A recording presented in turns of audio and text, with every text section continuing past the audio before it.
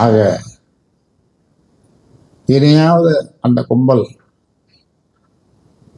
இந்த கத்தி கபடா அப்புறம் இந்த வன்முறை சம்பந்தமான அது அது அது மட்டும் இல்லை, வன்முறை பேச்சு பேசும்பொழுது அந்த கும்பலில் இருக்கிற சிலருக்கு அதை செய்தே பார்த்து விட வேண்டும், செய்து காட்ட வேண்டும் என்று எண்ணம் வருகிறது. அதனால்தான் கத்தியை எடுக்கிறோம். ஆக சேலம் மாவட்டத்தில் நடந்த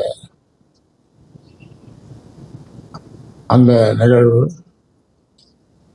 துக்கம் விசாரிக்க போன எங்களுடைய சேலம் மாவட்ட செயலாளர், சட்டமன்ற உறுப்பினர், இணை பொதுச் செயலாளர் அருள், அவர் நல்ல வேளை அவர் அன்றைக்கு தப்பி பிழைத்தார். ஆனால் அவரோடு சென்றவர் கார்களை எல்லாம் அடித்து நொறுக்கி துக்க விசாரிக்க சென்றவர்களை அடித்து ஆயுதங்களால் அடித்து இப்பொழுது மருத்துவமனையில் 12 பேர் அனுமதிக்கப்பட்டிருக்கிறார்கள். இதுவா டீசன் அண்ட் டெவலப்மெண்ட் பாலிட்டிக்ஸ்? இதுவா நாட்டை வளப்படுத்தும் அல்ல கட்சியை வளப்படுத்தும்? இது ஒரு கும்பல் வச்சுன்னு நான் கட்சின்னு சொல்லிக்கிறார். ஒரு கும்பல், அவ்வளவுதான். நான் போட்ட 108 பேர் மாவட்ட செயலாளர்கள் அதிகாலை 3 மணி வரைக்கும் நேரடியாக தொலைபேசியில் பேசி, நீங்கள் ஐயா கூப்பிட்டுருக்காரு, நான் கூப்பிட்டேன் அந்த கட்சி வளர்ச்சி பற்றி பேசுறதுக்காக, நல்ல புத்திமதிகளை சொல்வதற்காக கூப்பிட்டேன். போவாதீங்கன்னு சொல்லி அதிகாலை 3 மணி வரைக்கும் நேரடியாக பேசி 100 பேர் வராமல் செய்திருக்கார். இப்படி நல்ல பிள்ளைகளை ஒழுக்கத்தோடு வளர்த்த அந்த பிள்ளைகளை கட்சியே உயிர் மூச்சு. ஐயா சொல்றதுதான் எங்களுக்கு வேதம், ஐயா தான் குலதெய்வம் என்றெல்லாம் சொல்லி வந்த மக்களை ஏமாற்றி என்ன ஏதோ ஆசை காட்டி சில பேரை அங்கு இழுத்து கொண்டு அவர்களை வைத்து என்னை கௌரவ தலைவர் ஜி.கே. மணியை, சட்டமன்ற உறுப்பினர் கொறடா அருள் மற்றும் சில பேரை அதுக்கு ஆள் வச்சு வந்துருங்க கூப்பிடுறேன். எங்க நான் சொன்னேன், இந்த பட்டியல் நான் ஜி.கே. மணி அருள் இவங்கெல்லாம் இந்த சமூக ஊடகங்கள்ல அவ்வளவு கேவலமாக, அவ்வளோ அசிங்கமாக, அவ்வளோ தரக்குறைவாக வெளியில சொல்லவே முடியாது. இந்த வார்த்தைகளை எங்கதான் கண்டுபிடிச்சாலும் தெரியல, எந்த நாட்டுக்கிட்ட வந்ததே தெரியல. அந்த மாதிரியான வார்த்தைகள் எல்லாம் போட்டு சமூக ஊடகங்கள்ல திட்டுறது.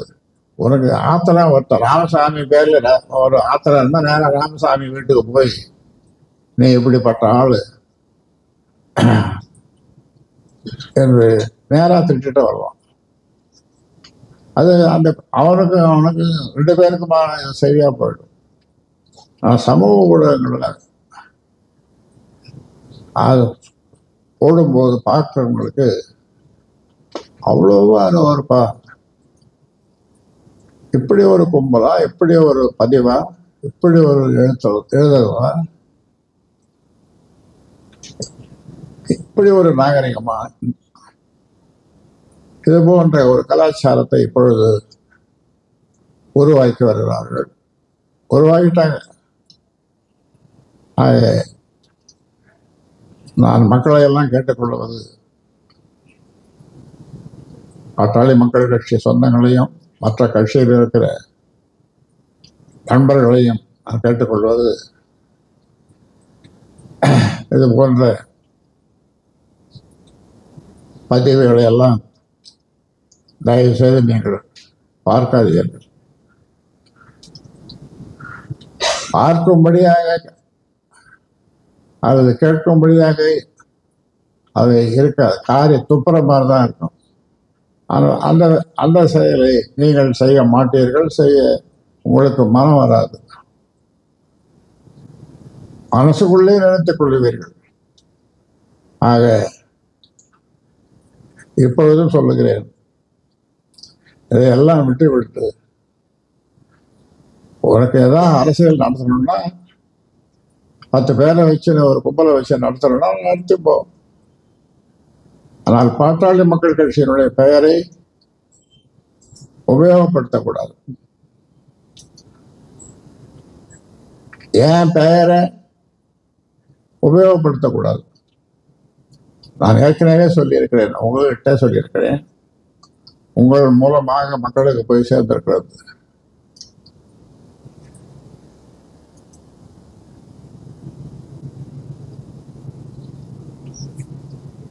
ஆர் அன்புமணி,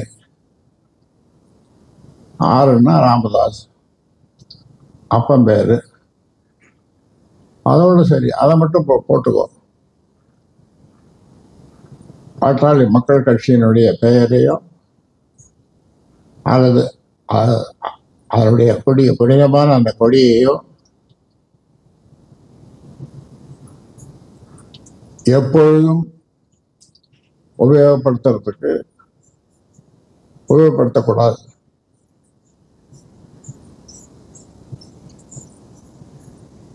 அதை பல முறை சொல்லியிருக்கேன். இன்னைக்கு உங்க மூலமாக, ஊடகங்கள் மூலமாக இன்னைக்கும் சொல்லுகிறேன். நீ ஒரு தனியா கட்சி ஆரம்பிச்சுக்கோ. 20 பேர் 21 பேர் எவ்வளவு பேர் சேர்ந்த ஒரு கட்சி ஆரம்பிக்கலாம்? 21 பேர். நீ வச்சிருக்கிற கும்பல்ல 21 பேர் இருக்காங்க. அந்த கும்பல் அவங்கள வச்சு ஒரு புது கட்சி ஆரம்பிச்சுக்கோ. பேரு வேணும்னா நானே சொல்லி கொடுக்குறேன். என்ன பேர்? நல்ல பொருத்தமான பேரு நானே சொல்றேன். ஆனா பாட்டாளி மக்கள் கட்சி அதனுடைய கொடி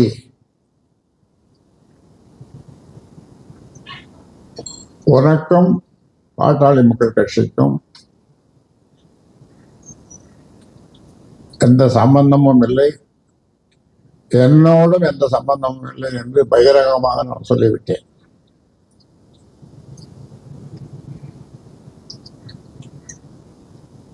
அதனாலே தமிழகம் அமைதி பூங்காவாக திகழ வேண்டும் என்று எல்லா அரசியல் கட்சி தலைவர்களும் மறைந்த தலைவர்கள் விரும்பினார்கள். அடிக்கடி என்னுடைய நண்பர் கலைஞர் அவர்கள் அடிக்கடி சொல்லுவார்,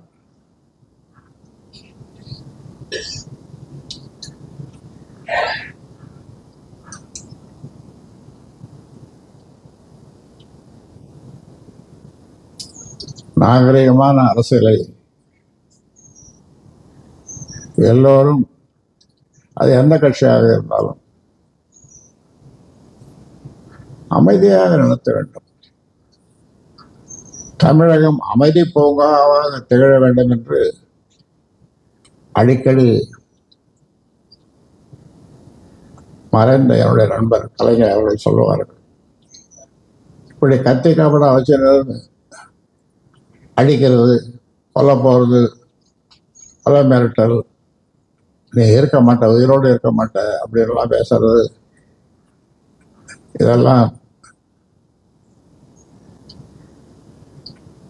இதெல்லாம் டீசன்ட் அண்ட் டெவலப்மெண்ட் பாலிட்டிக்ஸ் இல்லை, அமைதி பூங்காவாக இருக்காது. ஆனாலும் பாட்டாளி மக்கள் கட்சி சொந்தங்களுக்கு நான் வேண்டுகோள் விடுப்பது, எந்த நிலையிலும் எந்த வகையிலும் நீங்கள் எதிர்வினை ஆற்றக்கூடாது. அவன் கத்தி எடுக்கிறன்னா நீ கத்தி எடுக்காத. அவன் டேய் அப்படின்னா நீ கெட்ட கெட்ட வார்த்தை உன் வாயில் வரக்கூடாது. அவன் டேய்னா ஏன்பா என்ன டேய்ன்னு சொல்ற, நான் உன் அண்ணன்பா அல்லது தம்பிப்பா அப்படின்னு தான் சொல்லணும். அவன் கையை கத்தி வச்சிருந்தானே கீழே போட்டுருவான். ஐயோ நம்ம அண்ணனை இப்படி சொல்லு, கத்தி வெட்ட போகணுமே, அறுக்க போகணுமே, காரை கண்ணாடி ஒரே நேரத்தில் 4-5 காரை கண்ணாடியை வச்சுட்டோமே, காரை அடிச்சிட்டோமே, நொறுக்கிட்டோமே என்று வருத்தப்படுவார். அப்படி செய்தவர்கள் கூட பல நேரங்களில் வளர்ந்து வருத்தப்பட்டிருக்கிறார்கள், வருத்தம் தெரிவித்திருக்கிறார்கள். ஆக இன்னைக்கு ஒரு சீனியர் லீடர், இது நம்முடைய பிரதமர் மோடி அவர்கள் அடிக்கடி சொல்லுவார். அந்த வகையில் உனக்கு சொல்றேன், அந்த வகையில் உனக்கு சொல்றேன், நீ ஒரு புது கட்சி ஆரம்பிச்சுக்கோ. இந்த பேரை 46 வருஷமா உழைச்ச இந்த உழைப்ப, அதனுடைய பயனை நீ அனுபவிச்சுட்ட. உன்னை மந்திரி ஆக்கின, மத்திய அமைச்சராக்கின, ராஜ்யசபா மெம்பர் ஆக்கின, அவர் கட்சியினுடைய தலைவராக்கின, எல்லாம் பண்ணது நான் இப்ப நினைக்கிறேன் வீணா போச்சு, பெரிய தப்பு பண்ணிட்டோமே என்று. ஆனா கடைசியில சொல்றேன், தர்மத்தின் வாழ்வுதானே சோது கவும், இறுதியில் தர்மமே வெல்லும், இறுதியில் தர்மமே வெல்லும் என்ற அளவில்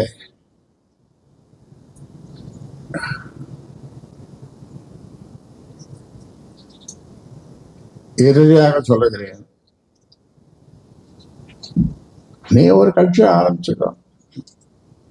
திரும்ப திரும்ப சொல்றேன், ஒரு நல்ல பேரு கிடைக்கல வேணும்னா என்ன நான் சொல்றேன், பேர் சொல்லி கொடுக்குறேன், அந்த பேரை வச்சு நீ ஆரம்பிச்சுக்கோ. உங்ககிட்ட கும்பலை கூட சேர்த்துக்கோ. பொறுப்புகளை இப்போ கொடுத்துருக்குற, காரு கொடுத்து பழைய காரு கொடுத்து ஒரு பொறுப்பு. இங்கே இருந்து ஆளும் திடீர்னு துணி எடுத்துட்டு வரேன்னு சொல்லி ஊருக்கு நம்ம ஊருக்கு போயிட்டு வரேன்னு வந்தா பார்த்தா அங்கே போய் நிற்கிறேன் காரோட போட்டோ. அது வேற, அது ஒரு போட்டோ. இதெல்லாம் நாங்கள் நினைச்சு எடுத்தோம். இதான் போறது டீசன்ட் அண்ட் டெவலப்மெண்ட் பாலிட்டிக்ஸ். என்னையும் ஜே.கே. மணியையும் எவ்வளவு மோசமா தரக்குறைவா பேச முடியுமோ. தமிழ்நாட்டு அரசியல்ல இது மாதிரி 25 வருஷமா 30 வருஷமா உழைச்ச ஒரு தலைவர் ஜே.கே. மணி, அவரை எந்த கட்சியினர் பார்த்தாலும் இவர் கைதான் முதல்ல கூப்பிடும், ஜே.கே. மணியினுடைய கைதான் முதல்ல கூப்பிடும். அண்ணே சௌக்கியமா இருக்கீங்கன்னா 2 பேரும் சொல்ல விசாரிப்பார்கள். அவருக்கு யாரும் எதிரி கிடையாது.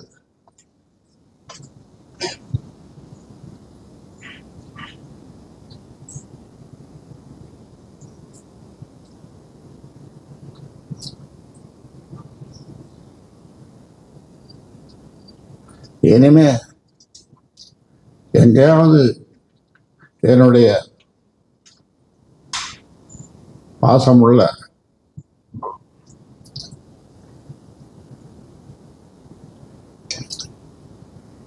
கட்சிக்காரர்கள் அவருடைய பேர்ல எங்கு ஏதாவது ஒரு சுண்டு விரல் பட்டாலும் அதற்கு காரணம் அன்புமணியும் அவருடைய மனைவி சௌமியா அன்புமணி தான் காரணம். ஏனென்றால் நான் அவ்வளவு பாசத்தோடு அவர்களை நான் வளர்த்து வந்தேன். பாட்டாளி சொந்தங்களே என்று அது மட்டும் இல்லை, என் உயிரினும் மேலான, என் உயிரினும் மேலான, என் உயிரை விட மேலான என்று 3 முறை அவர்களை நேரே வந்தால் அப்படி கட்டி தழுவுற அளவிற்கு என்னுடைய வார்த்தைகள் இருக்கும், உள்ளத்திலிருந்து வரும். இது வார்த்தை ஜாலங்கள். எனக்கு பேச தெரியாது, எனக்கு போய் பேச தெரியாது. மனசுல நினைக்கிறது என்ன நினைக்கிறதோ அதை அப்படியே பேசிடுவேன். அதனால உங்களை சந்திச்சதுல மிக்க மகிழ்ச்சி. இந்த செய்திகளை நீங்கள் கொண்டு சென்று உங்கள் மூலமாக அன்புமணியும் அவரை சேர்ந்த ஒரு சிலரும் ஒரு கும்பல் அவர்கள் திருந்த வேண்டும் என்று இந்த நேரத்தில் உங்கள் மூலமாக இந்த செய்தியாக சொல்லுகிறேன்.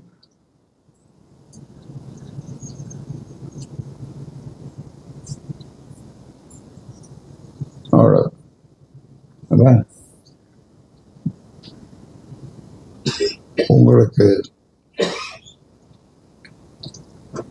என்னுடைய உலகணிந்த நன்றியை, ஏன்னா அந்த செய்தியை நல்ல அழகாக நீங்க கொண்டு போக போறீங்கல்ல, அதுக்காக தெரிவித்துக் கொள்ளுகின்றேன், நன்றியை தெரிவித்துக் கொள்ளுகின்றேன்.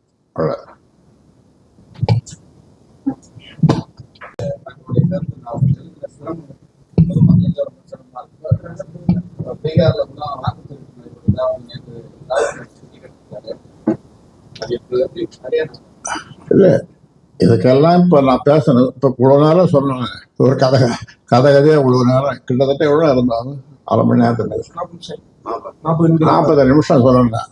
அதுலயே அடங்கி போச்சு. அவ்வளவுதான்.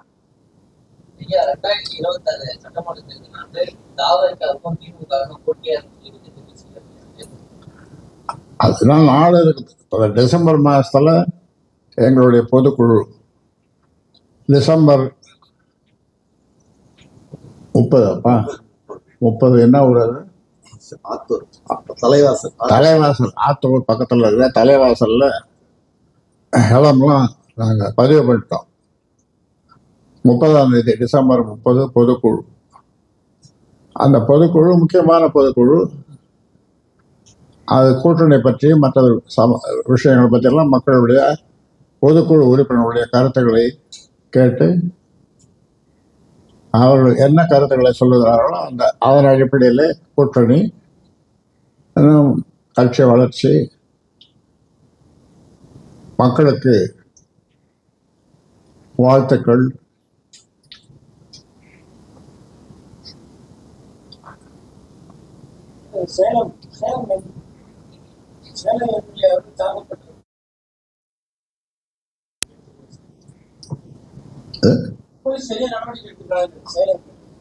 நடவடிக்கை எடுத்திருக்கிறாங்க, எடுத்துட்டு இருக்காங்க. நடவடிக்கை எடுத்திருக்கிறாங்க, எடுத்துட்டு இருக்காங்க.